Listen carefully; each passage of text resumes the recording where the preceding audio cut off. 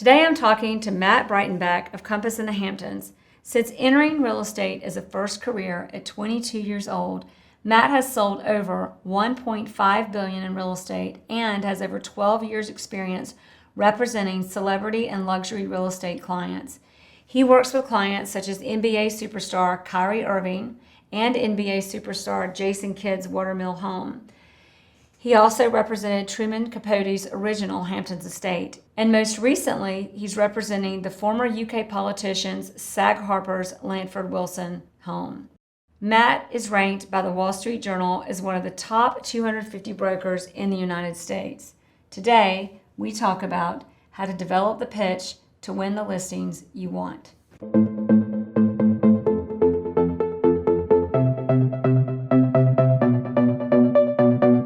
Welcome to the Jere Metcalf podcast, where top real estate agents tell how they do it. I created this podcast because over the years that I've been an agent, from struggling to successful, I found that the one foundation that created the mindset, knowledge, and ability to break through to new levels was the camaraderie and sharing of ideas from other generous and successful agents. Those experiences catapulted my career. They gave me the inspiration and idea to further develop those friendships and share what they have had to share with me to make not only more successful careers for each of us, but a stronger community and better respect for our profession at large. All right, everybody, it's the Jere Metcalf podcast, where top real estate agents tell how they do it. Today, from the Hamptons and Compass, is Matt Breitenbach. Matt, great to have you, by the way, everybody, back on the show for another interview. Number two, thanks for having me. I really appreciate being here and glad we made this work, so thank you. Yeah, thank you. So everybody, Matt's last interview was about working with billionaire clients. He has a lot of high profile and not so high profile billionaire clients, celebrities, professional athletes. We talked a lot about working with those clients, that it's a much different game, or a game may be the wrong word, but it's a much different way of working with people from what the kind of the mainstream real estate training tells us and puts out there. If you listen to that interview, Isaac, what was it? What number? 111. It was interview 111. But today we are going to talk about the listing presentation or winning listings with Matt, because Matt wins some really big listings with some really big clients, and he has got a lot of great insight to share. So that being said, where do we start? I mean, right? Well, thank you for that intro as always, and I love what you're doing here. I think pitching is one of the most essential aspects for us as real estate agents, right? I think when you get that appointment and to go pitch a listing, some of them are more intense than others. Sometimes you're going against 4 or 5 people. Sometimes you're going against whoever. I mean, I know what I love being about Compass is that I feel like you can differentiate yourself so much harder from the other traditional brokerages here. And, in my pitch, that's a big part of me, is that not only am I different, my team's different, but we're so much different than a traditional brokerage, So, I think there's also, I heard this concept last week about, some people present and some people pitch, right? Like, I'm a pitcher. Like, I don't want to make it stagnant where I'm going through a presentation on a computer screen. Like, I want to, and we talked about this a little before we even went on the air, about being more natural and kind of going into a natural flow of that situation, because you have to kind of feel out how the pitch goes. So tell us this. So what is the word? Because I think the word pitch means a lot of different things to a lot of different people. What is that? Obviously, presentation is like, here we are, walk you through it. You're presenting. What does pitch mean? I think when you're pitching someone, it's kind of like you say, what's your elevator pitch, right? Like, you're kind of in there, you feel that pressure, and then you got to you're going into like a present. You're kind of you're speaking, and you're you're going into a flow with somebody, and you're kind of it's off the cuff, but it's not. It's prepared, but you're kind of it's kind of from your mind. More engaging, more authentic, maybe. Yeah. And we talked a little bit about this too. There's a really great book out there, really changed the way I look at pitching. It's called Pitch Anything by Oren Clough, and he's a venture capitalist. Talks a lot about how he pitches stuff, and he talks a lot about the croc brain. And like if someone comes up to you, yeah, so it's kind of that fight or flight part of our brain. Like if someone comes up to you in J. Crew and hey, do you want to, can I help you? You're immediately like, whoa, like, it's that fight or flight. Like you're kind of like, step off. And he talks a lot about when you're pitching somebody, even if you've known them, like that kind of the brain is engaged. So it's like you have to keep that in mind when you're pitching somebody and not overloading. I feel it. Like sometimes I'm just excited about something, and I know it's called croc brain. Is that what it is? Yeah, like the croc part of the brain where it's like that. Where they're just kind of like, well, wait a minute. You're like, just sharing. Yeah. The frontal lobe of the brain that it's just like if someone comes up to you on the street and you're like trying to get in your car and someone, and you're just like, whoa, it's like that when someone's pitching you something or they don't know you a lot of times. Sometimes they do, right? But they're curious of you. So you can kind of feel that even talking about it, that vibe in a pitch as a real estate agent where you don't really know them, they don't really know you, and you're just like, they're defensive of you and you're trying to like, and you don't want to come off too salesy. And it's like, how do you navigate that as an agent, right? Like, how do you get through that minefield?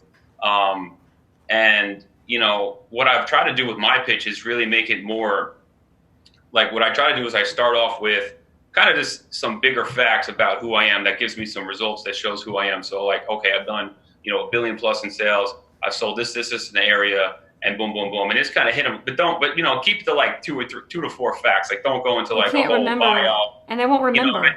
Yeah. And I think you should practice your pitch and keep it not too short, but not too long. Like you want it to be, again, you're in that kind of the brain where someone is, if you start rambling on, we've all been there.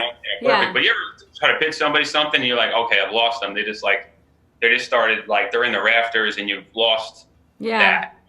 Right? So I kind of start with that. And in this book, Pitch Anything, which was really big for me, was they talk a lot about like you kind of want to create the problem and you want to be the solution for it. So, when you're pitching someone on a property, like I think you have to understand like, what might be how are you going to be the solution for this seller selling their property, and what might be some potential pitfalls for this property. What might be like preparation is key. Like I think I love diving into the property, and sometimes it's faster than others. And I drive my Compass graphic designer pretty crazy in the marketing team when I'm like, I got to meet someone in 24 hours or 48 hours. My marketing guys can I have a pretty pitch deck, but a lot of my pitch deck is, like I said, it's a pitch. It's not just a presentation. Like I will change some copy and things too, comparatively to what I'm pitching, pitching it and how I'm pitching it. So, So Pitch Anything is a lot of what this is about. So number one, there's 2 things I'm hearing that I want to dive into a little bit. Number one is when you pitch someone, they're immediately kind of like on guard, or what they call, I think croc brain is the right way to say that. And then the other one is that when you are pitching someone, you talked about, I've got too many things in mind now, but you talked about preparation is key. Yes. So I want to talk about how do you prepare? What does that look like? Oh, and the other one was the problem. Create the problem and be the solution for it. So that's 3. Number one, how do you diffuse that kind of on guard croc brain? Like how do you eliminate that, or how do you navigate that? How do you deal with that? Yeah, well, I think it's how your whole pitch is set up, and I think it's something where you should have a strategy session about your pitch and really thinking like, all right, like how do I make this thing concise but impressive and really not, like this isn't going to overwhelm the person. Like, like for me, I try to make my pitch a little bit more visual, less copy in the beginning until I kind of get into the meat of the pitch, which is then potentially more, in depth on pricing and all that stuff. Like I save that pricing and some of that stuff till later on. Like I want to navigate my brand and also like my solution for some of the issues that's going on, fast, before I kind of get into necessarily the property even itself, So in this book, I thought he breaks up problems like what you should touch on is, economic, technological, and social. So economic, technological, and social. And social, right? So for my brand, I'm like, okay, economically, we're in a challenging market. we're in a soft market, right? You could talk to the market. The market's soft. There's issues. There's things, right? What's going on economically? How's the money? What's the market like pricing a little bit? And you can that does drive you a little bit into maybe the property price, but you kind of speak to that, social and technological. Like for me, social, like there's a lot of new money coming in the Hamptons. And for me, like my solution to that is that I deal with that sphere a lot more than anybody else, which is that comes later. But what I kind of build up the problem for is that, hey, listen, there's a lot of new money. And I also, tie that into technologically, like people engage luxury real estate much differently, right? Which at Compass, we understand that, like people experience real estate differently. Like you can kind of see how it all ties in, like the new money experience real estate differently. They look at real estate differently. A lot of the new money is already in the technology. And as a seller, you're like, okay, that's my buyer.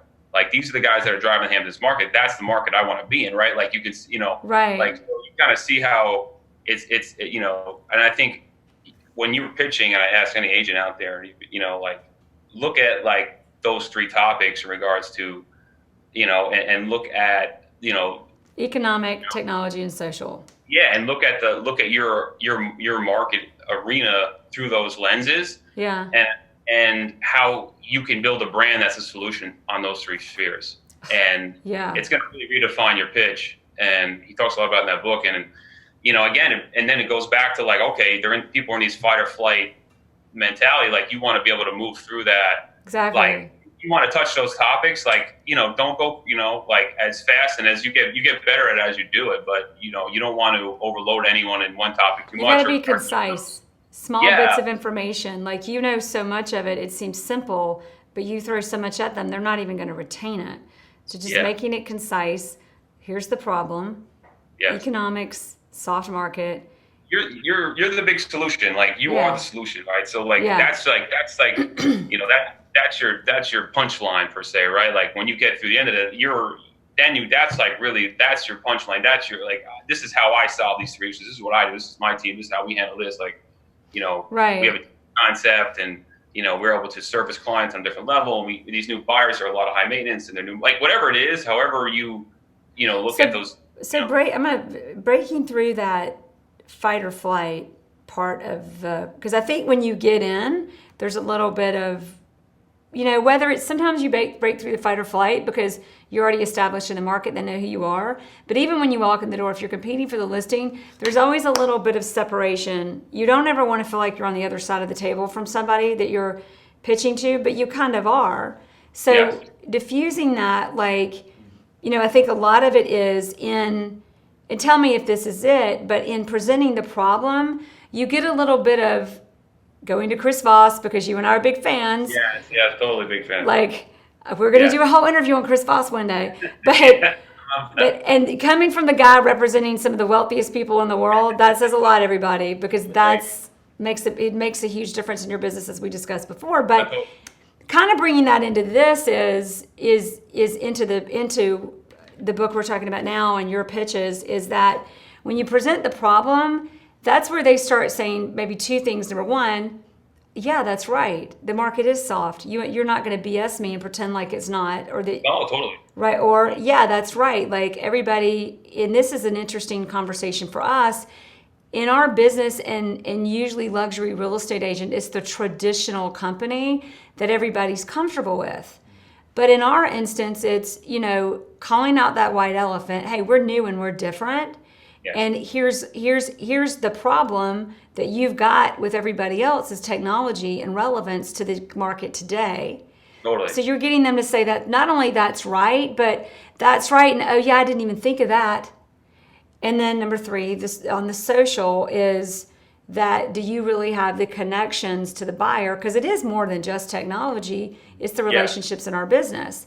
But again, it's I'm pointing on too many things at once, or a lot of things at once, but the main thing is diffusing through that on guard is presenting the problem in a way that they go, yeah, that's right, and oh wow, I didn't think about that too. Would that kind of... Yeah, so there's a really good concept that I've learned and about, it's called framing, and it's basically relates to like a window frame or anything. So it's trying to get things to go through the frame that you want it to go through. So I think when you're pitching something, it's controlling that frame, controlling, you want it to be on your terms and on what you're talking about. And if you're And, we were talking about brand before, understanding your brand, understanding your pitch. Like if say your pitch is even different from mine, I'm talking a little bit about mine, but you have a different kind of pitch, but you want to make sure it kind of continues in that frame of thing where it's kind of going through your pitch, your whatever you're trying to get across, like it stays on that. You're framing it in that. Well, a couple things on that.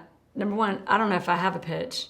Like I've got this whole way, like I literally figure out how to win the deal, so I never do the presentation. So I get there and we just because you just have such good relationships. Which yeah, but I could probably have a better pitch. But I've had pitches or listing presentations or whatever. But I've always found like there's such a dog and pony show that I always go, okay, like what am I really good at? Who are my clients? Who are my sellers? Who are my buyers? And I use sellers and buyers to put deals together and just keep winning more clients because I've got the deal and I make it and then I've got the relationships. Yeah.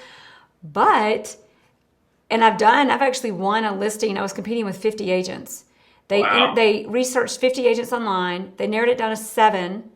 And then they had me come sit down and do a presentation. And they wanted a presentation. And I did the presentation. And I couldn't believe. And at the time, I wasn't really busy. So I was like, this will be great to refine like my whole process. But not everybody interviews that way. So, but I just like, so for me, I'm kind of like, I've kind of gotten to this place where I really figure out how to do the deals and almost come in the back end. Like, here's the deal, let's put it together and make it happen. Whereas you're coming in on, okay, like if you guys want to interview 10 agents and you want to hear why I'm the best, here, this is it. And for me, I don't do that a lot, but it'd probably be helpful to be good at that. So this is awesome.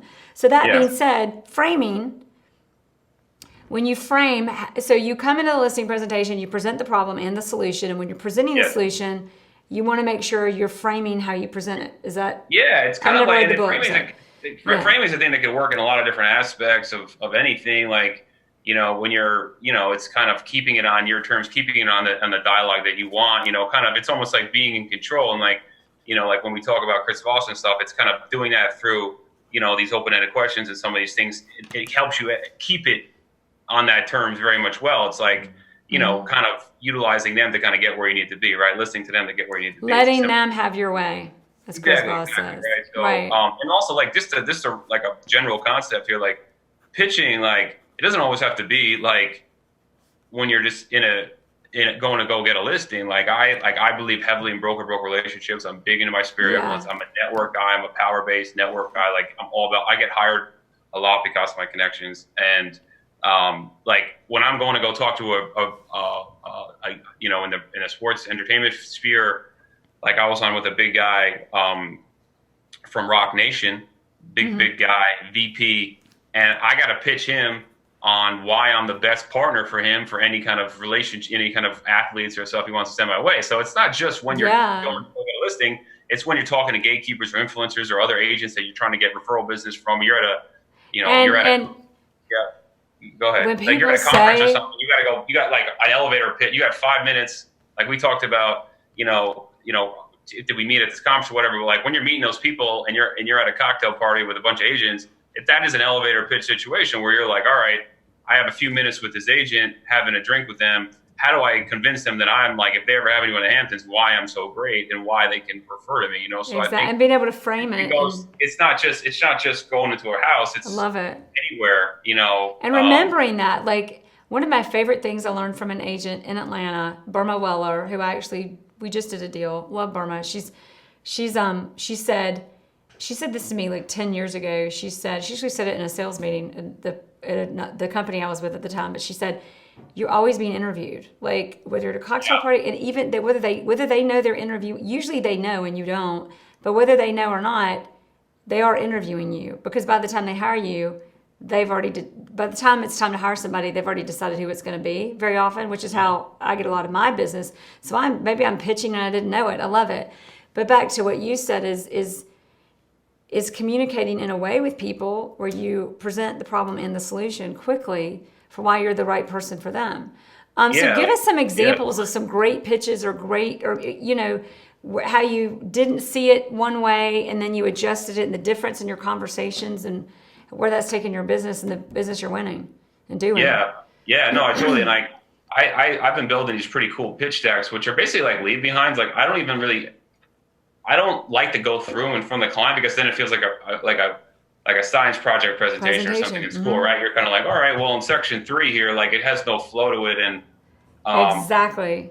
I was talking to actually a Compass guy that does a lot of the how to pitch Compass presentations. He was out here, and he was like, he gave me an idea. What you mentioned early on in this conversation was maybe you send it beforehand, which I'm like, I might start doing that, or get them to pitch beforehand so they can kind of go through it. But they already know about you and have the questions. That's what I love doing. Even that. a leave behind, I get a good response because I kind of go into my pitch, and then I leave them like the presentation aspect of it later. That if they're back, like that was really cool what you're saying, and you kind of it all ties into like what I was pitching ties exactly into the hard copy thing that I'm leaving for them to review later. Like it's all the similar concepts and stuff I'm speaking to, you know. So I think you really got to know your pitch inside and out, no matter what it is, and knowing your brand, because it's going to be, you know, as agents, you want to be having tons of conversations every day with all sorts of people, and you want to be able to know that brand inside and out, so you can kind of talk about it no matter who you're talking to, that you can, you know. So give us a little bit. We're trying not to do a Compass commercial, but it's really relevant to the interview, and I'm enjoying it, everybody. So y'all just apply it to your company, or, you know. But for example, Compass is a newer company, so it's not this name that everybody's familiar with. It's new and scary. How do you give us an example of, and I would love whether it's, you know, you're talking about VP of Rock Nation, or you're talking about brokers, or you're talking about a listing presentation or listing, whatever we call those. How do you set that up? Do you have an example or a story that you can give us where you came in and it went from you weren't sure they wanted to meet you to done deal?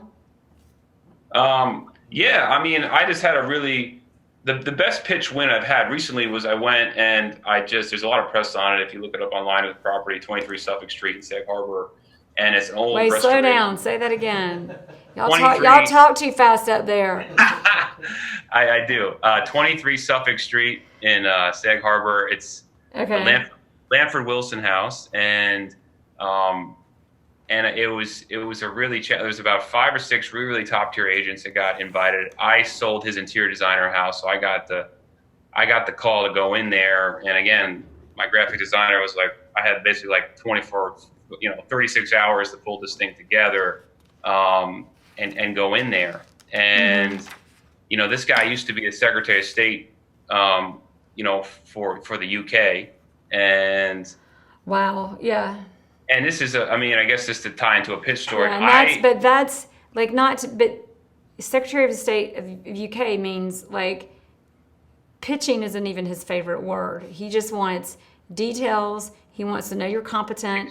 Extremely analytical. Like if I ever go before British Parliament to get like the one-liners that work in the States don't work there. Like they're not having it. I looked at my teammate who came with me and I said, if I ever get like confirmed for a Senate seat or whatever, a judge seat, like that's what it felt like. It felt like I was just like on this, and I have so much respect for him. I feel like just been dealing with him as a client, my IQ is raised like 5 points, but probably, you know, he's a very smart guy.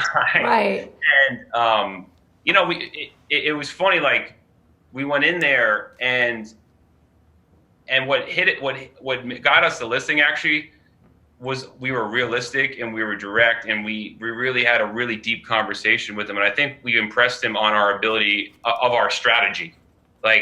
And we were actually the lowest priced of all the agent teams, which was really difficult at first, because we were like, oh my God, because when we first brought it up, they're like, what? And, you know, another broker team went in there and said, they were going to get them over $10 million, and it was going to sell quick, and they're going to get a gazillion people through there. And it just sounded like broker talk, right? And I think we had a really, you know, I think my point is like you have to really work hard on your strategy of the property itself. If you're going for a property pitch, look into know your brand, know what's like, and just have a really, really like.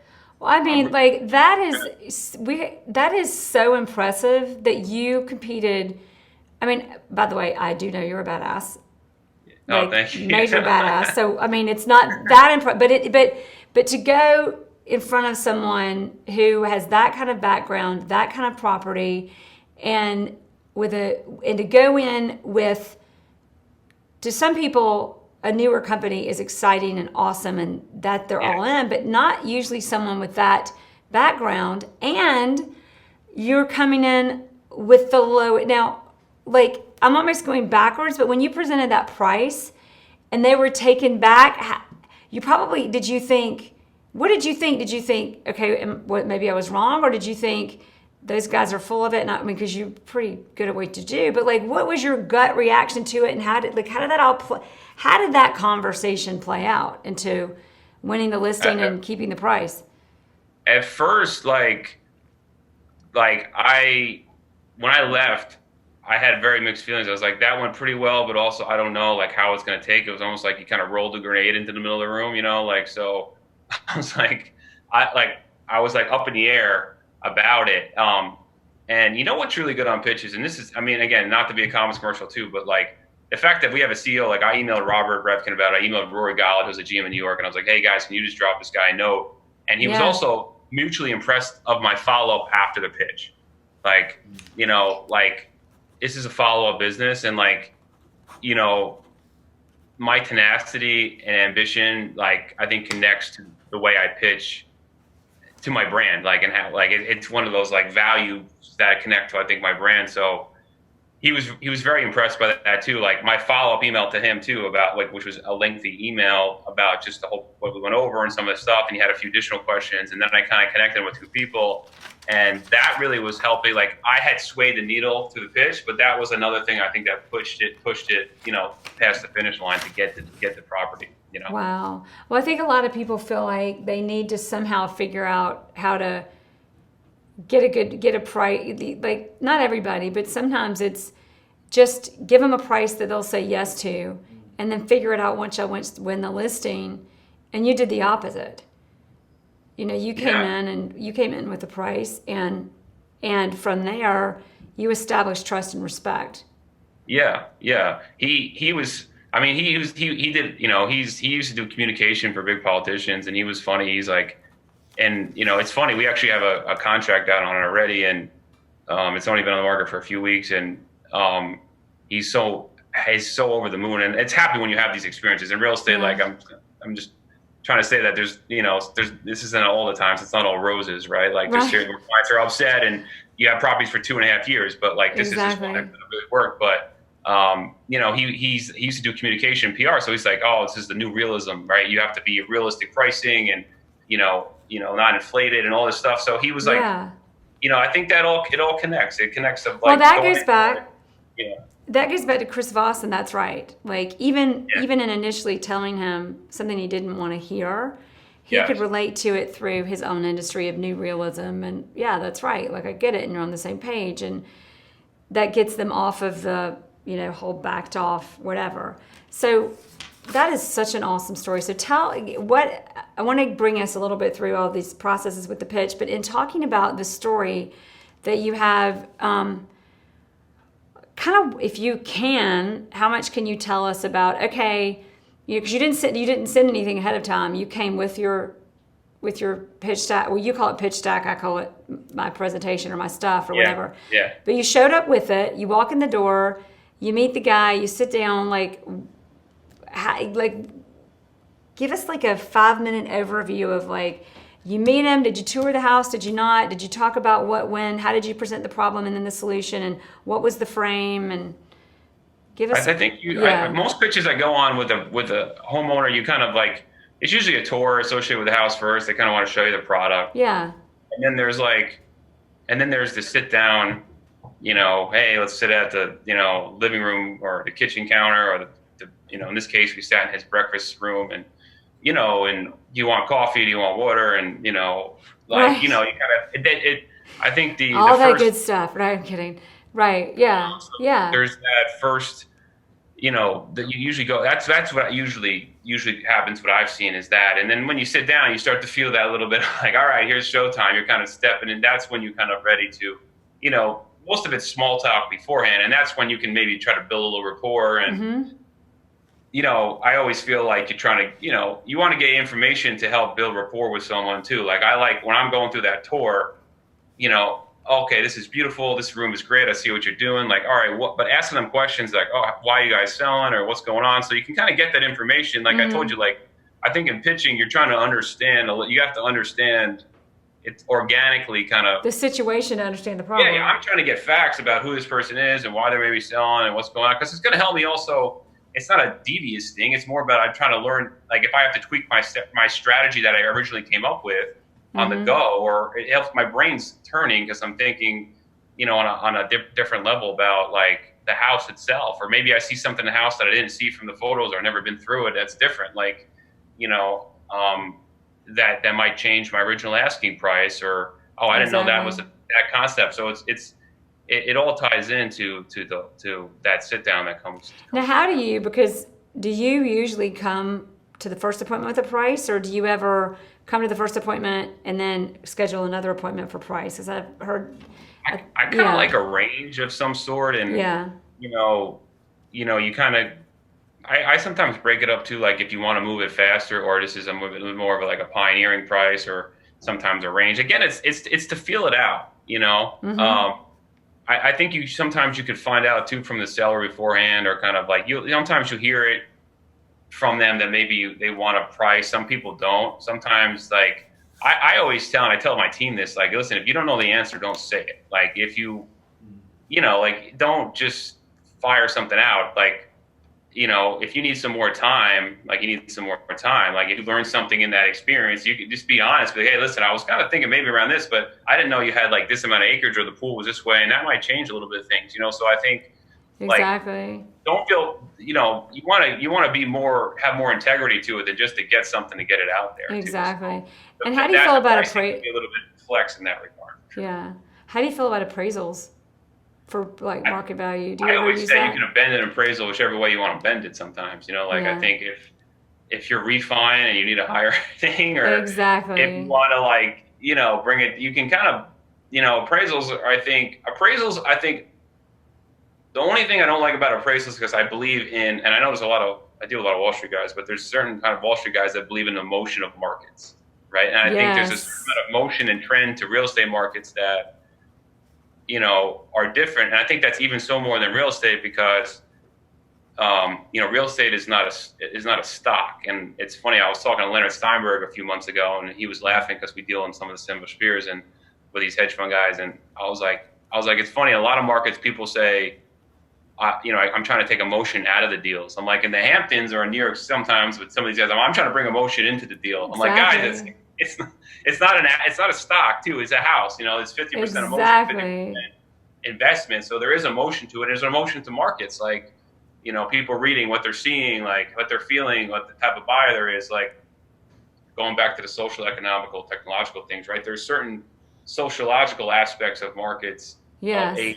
who's buying and lifestyle. And I always say that in the Hamptons, like the new Hamptons buyer, is different. They live differently. They look at differently. They don't need as much square footage. They like lifestyle more than the society play to be in the certain areas. And you see it in a lot of markets around the country. Like, downtown New York, for example, has exploded in certain areas that were just non-traditional, but more traditional areas like the Upper East Side and stuff will always be the Upper East Side. But there's other very niche, hot, trendy markets like Tribeca or whatever. Exactly. Like in the Hamptons, it's the same way. I think that maybe that's a millennial thing, because I think about markets that's happening in Atlanta as well. So like we've got West Side and Emmon Park's been hot for a while, but that's another one. I mean, 15 years ago, it was, down there by Virginia Highlands, which is nice, but now it's like hot. It's the place to be. Yeah. And the houses there per square foot are more expensive than pretty much any place in Atlanta, which people will say I'm wrong, but if you break it down, it's crazy. So, but the properties are smaller and the lots are smaller, but it's really, really high demand. Nice property. Yeah, I mean, like that property I'm talking about, Sag Harbor, which was a traditional, used to be a blue collar kind of, boating town, and now it's become like this hub. And actually, it's the one Hamptons market that's like up 10%. All the other ones are like very soft, and the volume of pricing is going up through the roof.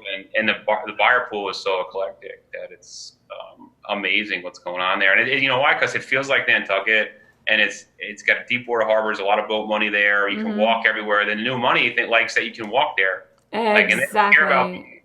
Everyone used to buy south of the highway in Bridgehampton in the Hamptons, and it was like, I want to be south of the highway, Bridgehampton. It was like, say, being on the Upper East Side, right? It was like that area. But the new money buyer is like, I don't care about where my dad thought was cool. Like, I want to be able to walk to town with my kids and this is a more year-round town, and it's prettier, and it's very cool, and I have this historic home, and it's really neat, and I like that better. It's more about that than like I don't need to make everyone feel like I'm cool, you know? Wow. Yeah.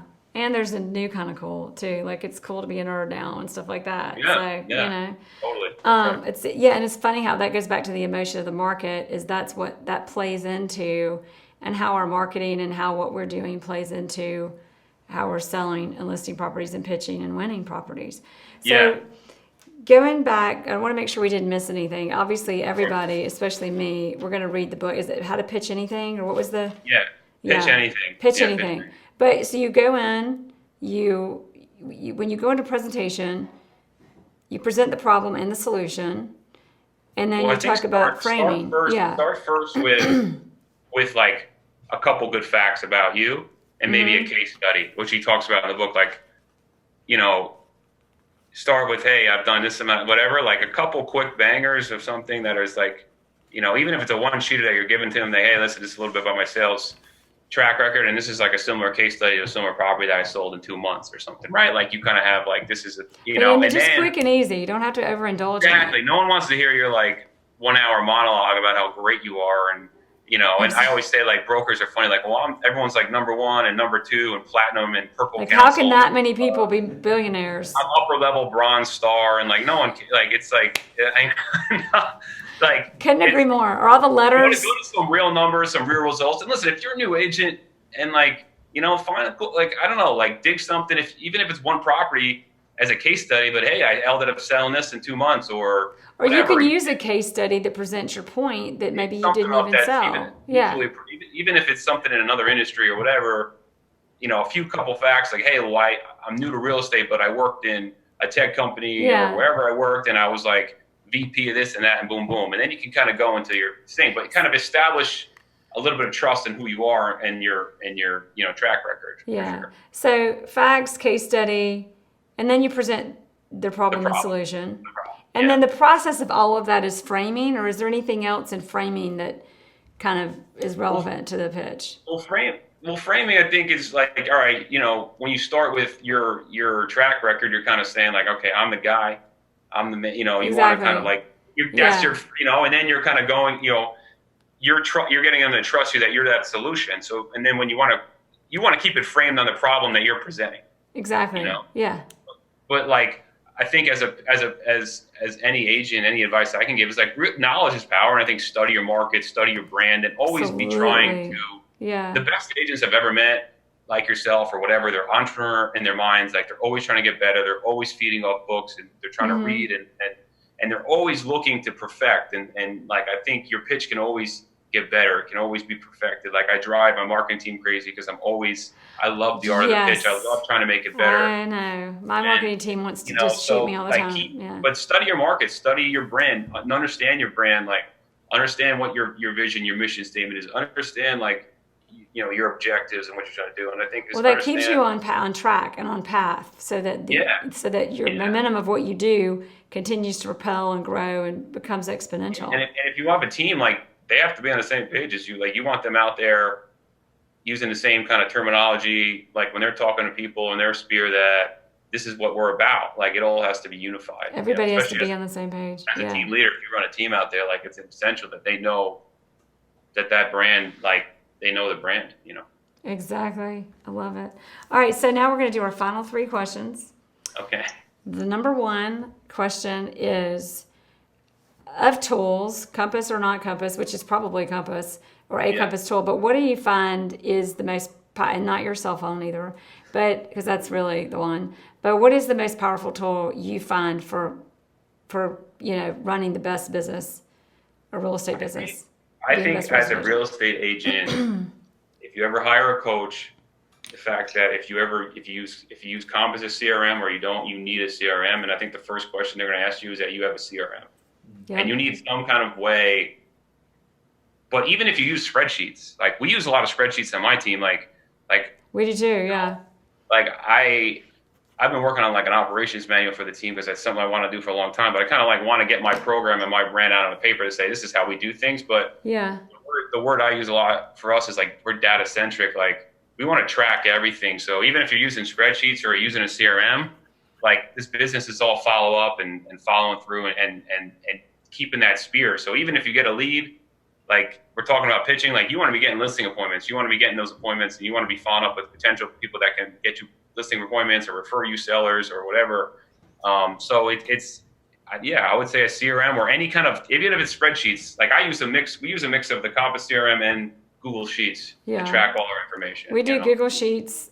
We're doing Contactually, which is owned by Compass. I used to use I do the pipelines in Contactually, but I love the Compass CRM because it does a lot of really cool stuff too. There's a couple more things I need to reel in from Contactually with the pipelines. I like the Contactually idea of like assigning the lead to the team and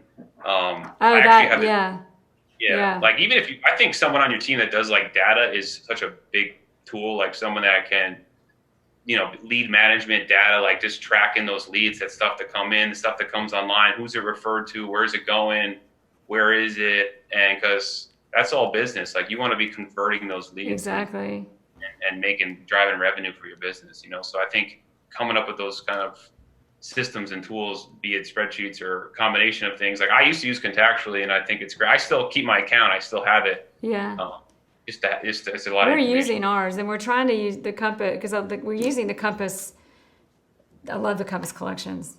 I love that. So we're using that more, but we still, because I like the pipeline because you can see a big picture of everything coming in, everything now, everything closed. We put it all in the same pipeline one for buyers and one for sellers. Totally. Compass has, you could do it a million ways on there. And then we even have one for the podcast. That's all.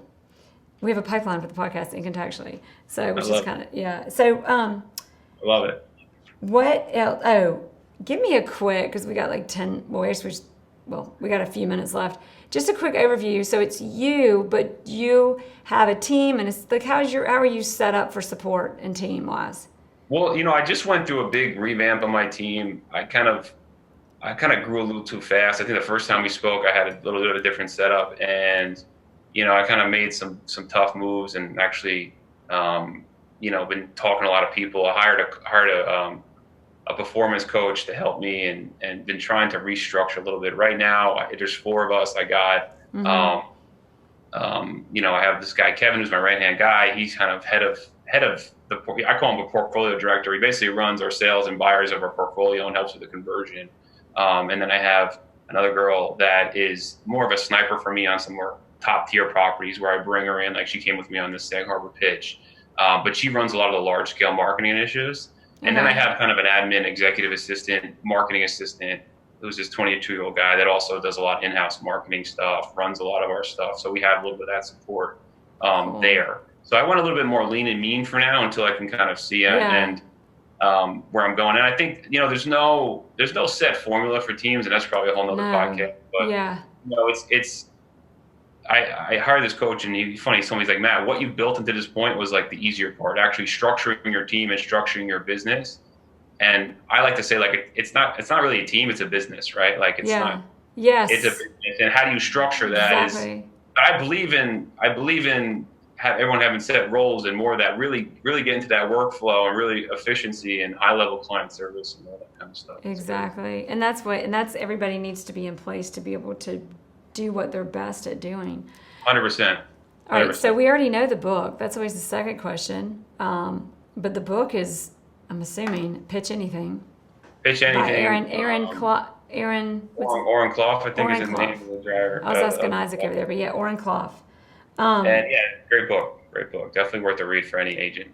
I can't wait to read that book, especially because it's up there for you with like Chris Voss and Never Split the Difference.